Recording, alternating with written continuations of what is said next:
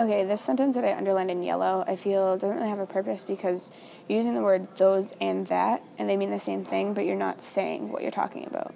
I understand that you're talking about the first sentence, but you might want to try and edit that one a little bit. So I put a blue line over those, that, and they because they all kind of mean like the same thing. They're not very like useful words. So I feel like you can try and change those to something else because I don't feel like ending a sentence in the word that is a great idea. So again with the they and their, because I feel like you need to use more of like who you're talking about. Like you're still talking about your first sentence here, but if you said like people are disturbing majority of people who attain power or something like that, like to use your root core of what you're talking about might be a little easier because I'm following you, but some other people may not. Okay, so the sentence here, the Vic's widely publicized dogfighting scandal revealed that Vic's one of those people, a shocking and disappointing crime in the eyes of millions. I feel like you should put a crime in the eyes of millions, seen shocking and disappointing or something like that. I feel like because crime in the eyes of millions is your stronger part of your sentence, you should try to put that first. Okay, so I crossed out even before this because I think you could just start his childhood, and then where it says warped, you could probably use the word shaped his moral code. Here where it says had, you could probably just say he already lost some of his sense of right and wrong. This sentence is kind of a run-on. Although his troubled youth is no excuse for harming animals, generally humans' perspective of good and bad is shaped by their upbringing and surroundings, what they've been taught, and what the media has told them. So I feel like to prevent that, you could probably get rid of although his troubled youth is no excuse for harming animals, because I feel like that doesn't really fit. Even though you're coming right off of talking about his troubled youth, I feel like a sense of right and wrong could be a segue into good and bad. Okay, so Michael Vick's long-term cruelty towards animals revealed his arrest for operating a dogfighting empire. I feel like you could end the sentence there and then say it was deeply rooted by his own recklessness and need for importance despite his widespread fame and adoration, because putting a comma there doesn't really make sense to me anyways.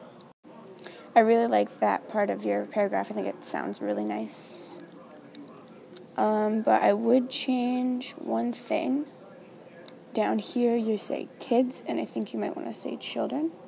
Sounds a little better. If I could spell it. Here where you say kids, you could say Vic and his sister.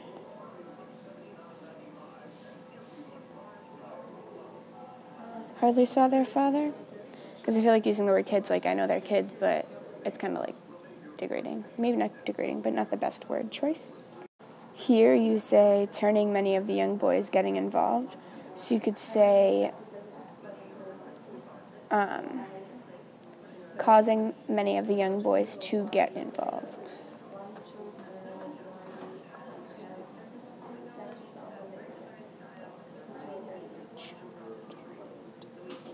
Oh, and I kept recording while I wrote that, so that's a little long. But I feel like that would make more sense because turning many and then getting involved is the same thing as like repeating yourself. And again, here you say turning them into unfortunate statistics. If you say causing many of the young boys to get involved with drug dealing and violence, and then turning them into unfortunate statistics, it might make a little more sense than turning many and then turning them. You're a little repetitive there. Instead of this, you could probably say a, because unless further on I read that you have a specific group. I really like this ending. I think it makes a lot of sense here as I highlight over the words. Because I think your root is his childhood, so this really shows your root meaning.